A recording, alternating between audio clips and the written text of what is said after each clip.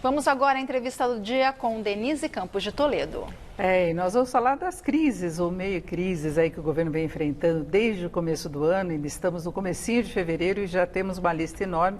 Eu converso sobre isso com cientistas políticos, Aldo Fornazieri, que é professor da Fundação Escola de Sociologia e Política de São Paulo, e Maurício Fronzaglia, que é professor da Fundação Getúlio Vargas São Paulo e da Universidade Mackenzie. Boa noite aos dois. Boa noite. Bom, a gente listando aqui os focos de crise, nós tivemos Sérgio Moro, né, foi uma das primeiras com aquela ideia de presidente de talvez separar o Ministério da Justiça e Segurança, depois desmentiu, aí voltou a cogitar a possibilidade de Moro ser indicado para o Supremo, tem toda aquela discussão da popularidade, da possibilidade dele vir a ser candidato à presidência nas próximas eleições, teve a exoneração do secretário da Cultura, Roberto Alvim, por causa daquele vídeo horroroso em que ele lembrava as inspirações nazistas, depois a escolha de Regina Duarte, que demorou para responder, aí nós tivemos toda a confusão com as notas do Enem, atraso do SISU, Rodrigo Maia questionando até Weintraub que ele segundo ele faria mal para a educação no país.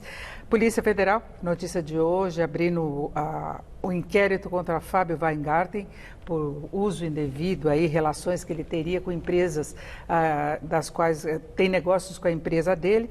Enfim, são algumas das crises que nós tivemos e, como eu disse, começo de fevereiro. Vamos começar por aqui.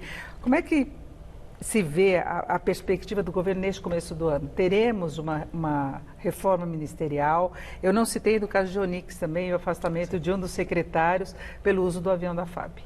Olha, não me parece que haverá uma reforma ministerial.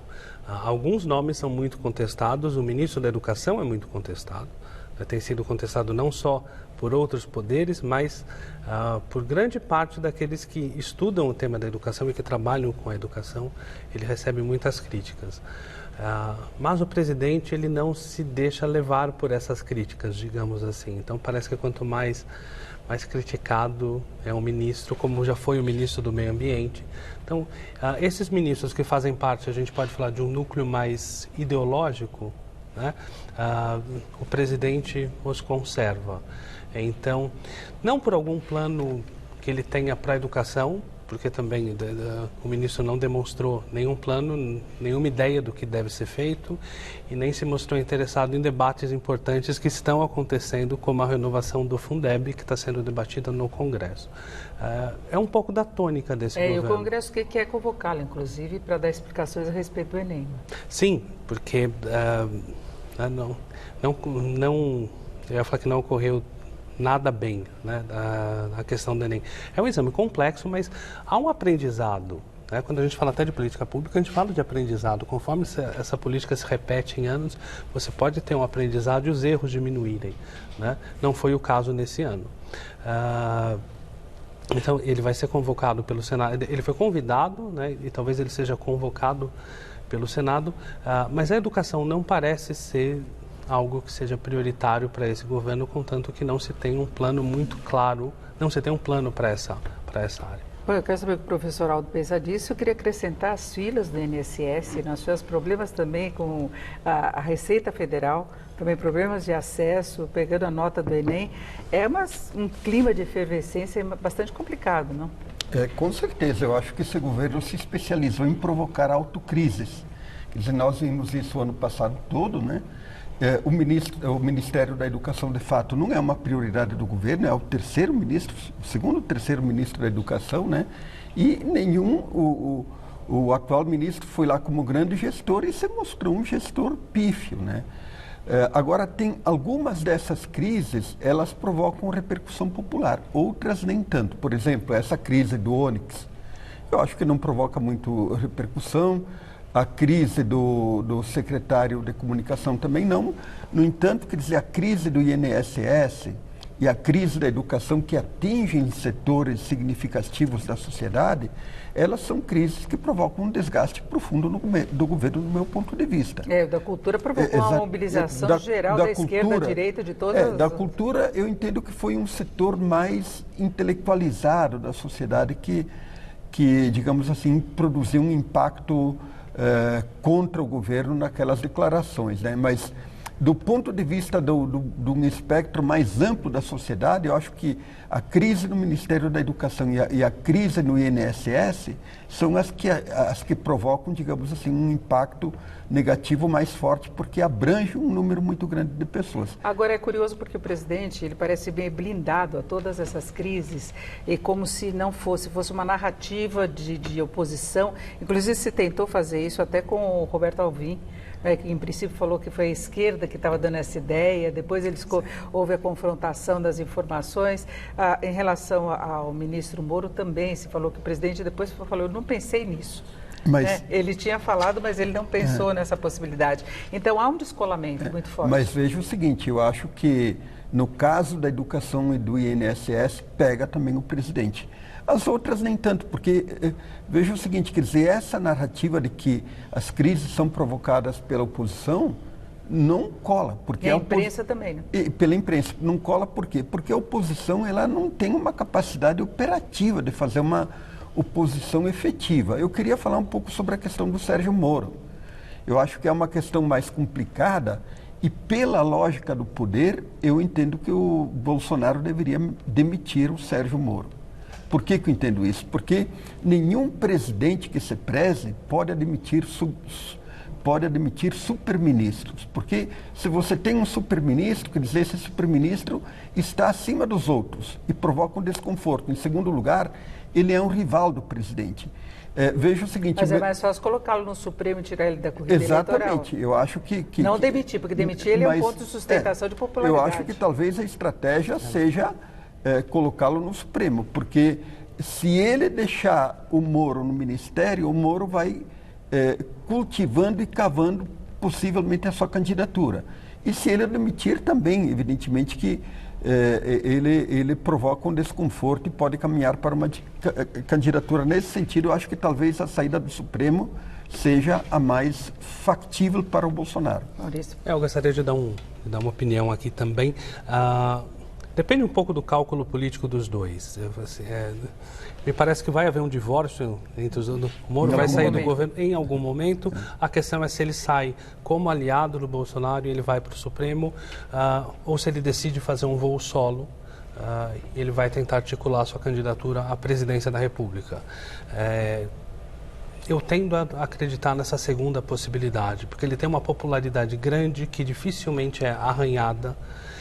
E até por isso que a gente pode entender essa lógica de ação do presidente que tenta queimar o ministro, mas nem tanto, porque ainda precisa da popularidade dele. O ministro, por outro lado, ele pode ter um discurso muito cômodo e que cola muito quando ele se afastar do governo. Ele pode dizer que no governo ele não conseguiu levar adiante a sua luta anticorrupção e que então ele estava se colocando ali como candidato a presidente, e esse certamente é um discurso que será explorado por ele, pelos marqueteiros de campanha, né, pelo pessoal da publicidade. Então, ele tem ali um grande potencial como candidato. E ele tem as bandeiras dele, como a questão do juiz de garantia, que ele é contra as altas condições, contrariando até uma decisão do presidente que não vetou, e tem a questão também da prisão em segunda instância, que ele está direto lá no Congresso, né? Toda vez que ele vai contra o presidente, é uma razão a mais que ele dá, é uma justificativa a mais que ele tem para quando ele for sair do governo, para que, se ele quiser lançar sua candidatura à presidência da República. E ele tem uma popularidade muito forte. Como o professor Aldo colocou, eu acho que é um dos pontos de vulnerabilidade do presidente dessa questão de popularidade, exatamente quando tem um confronto com o Moro. A gente percebe até pelas redes sociais que o presidente é cobrado, é questionado, há reclamações, né? Com certeza. E veja o seguinte, quer dizer, a presença do Moro no governo é um fator de desgaste para o Bolsonaro. Quer dizer, um ministro que é mais popular que o presidente. Quer dizer, todo governo que tem superministros, a figura do presidente tende a arcar com desgastes. Porque veja o seguinte, quer dizer, um ministro, ele é o eleito foi o presidente, e um ministro tem que estar a serviço do presidente. E quando o Moro, ele se confronta teses e decisões do presidente, ele provoca um desgaste do presidente, como essa do juiz de garantia, como outras questões relativas ao pacote lá, a questão que foi decidida, pacote anticrime, né? A questão do COAF, por exemplo, toda a polêmica em torno do COAF, que também houve um esvaziamento ali e um conflito de ideias entre o Moro e o Bolsonaro, quer dizer, sendo ele uma figura mais popular, ele provoca um desgaste do presidente. E o ministro Moro tem todos os procuradores da Lava Jato do lado dele. Exatamente. Sim. Então, eu acho assim que, como disse o colega aqui, num momento ou no outro, esse divórcio vai se sacramentar. É diferente da situação, por exemplo, de Paulo Guedes, que ele tem uma força, uma popularidade também, até pelos resultados que ele vem obtendo na economia.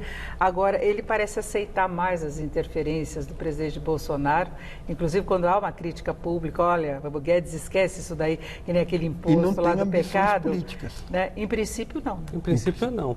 E ele é mais popular em certos estratos da população. Então, numa população que acompanha mais o noticiário econômico. Então, esse noticiário da corrupção em que o Moro aparece mais, ele tem uma amplitude maior, ele se espalha mais, ele tem um apelo popular maior.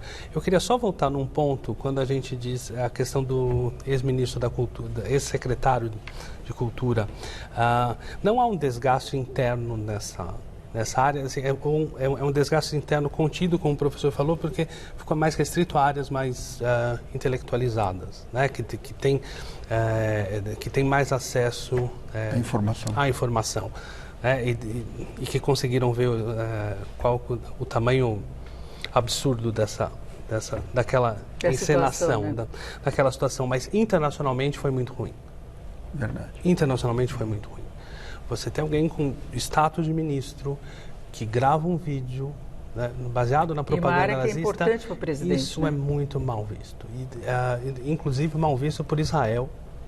Foi a repercussão, inclusive para ele ter saído, acho que tem muita relação com isso. Né? Eu acho que esse caso ele mostra bem o que é a desarticulação do governo. Então, assim, se você é presidente, primeiro que em qualquer nível isso não deveria ser tolerado em aspecto nenhum, mas ainda mais quando você tem uma aliança com Israel, quase um alinhamento automático com as posições de Israel no Oriente Médio, você não pode deixar que isso aconteça. E o presidente voltou a falar, inclusive, da possibilidade de embaixada de novo em Jerusalém. Né? Mas ele fala da embaixada, né? Então, precisa saber articular. E não é nenhuma grande articulação, mas é o mínimo de coerência. Agora, rapidamente, ele não citou ontem, na mensagem que mandou para o Congresso, na retomada dos trabalhos, a pauta de costumes, né? Entre aspas. Ele frisou mais a questão da economia. Tem aí uma nova postura? Não, eu acho que a pauta de costumes ela já está bem... Assim, ele foi eleito em boa parte por essa pauta. Então, ele já tem um eleitorado bem cativo ali. A questão dele, pensando em 2022, é preciso que tenha uma recuperação econômica um pouco mais expressiva, ou mais expressiva. Não sei se dá para chamar de recuperação que tivemos até agora. Porque isso pega na vida do trabalhador. É a questão, então, se você tem uma inflação baixa, como está hoje, mas se diminui o desemprego, etc., isso é uma grande alavanca para a candidatura dele. Esse discurso de costume já está consolidado, ele não precisa mais... essa parte do eleitorado já está conquistada e não parece mudar. Professor Otto, para encerrarmos? Eu acho que a pauta de costume, de fato, ela está consolidada, mas ela não vai ser abandonada. Por que não vai ser abandonada? Porque, na verdade, veja o seguinte, qual que foi a grande sacada do Bolsonaro e também da extrema-direita que vem crescendo no mundo? Ela entrou em campo defendendo costumes conservadores. E as sociedades, na verdade, elas são naturalmente conservadoras. Por exemplo, a Damares, a ministra Damares. Ela é a terceira mais bem avaliada do governo. Por quê? Porque, na verdade, o discurso da extrema-direita se conecta com o pensamento e os valores naturais da sociedade. E nesse sentido, quer dizer, a extrema-direita ela ganha pontos naturalmente por defender essa pauta de valores conservadores. E fechamos por aqui a nossa conversa. Eu conversei com os cientistas políticos, o Aldo Fornazieri, que é professor da Fundação Escola Sociologia e Política de São Paulo, e Maurício Fronzaglia, que é professor da Fundação Getúlio Vargas São Paulo e da Universidade Mackenzie. Boa noite aos dois, Laerte e Luciano.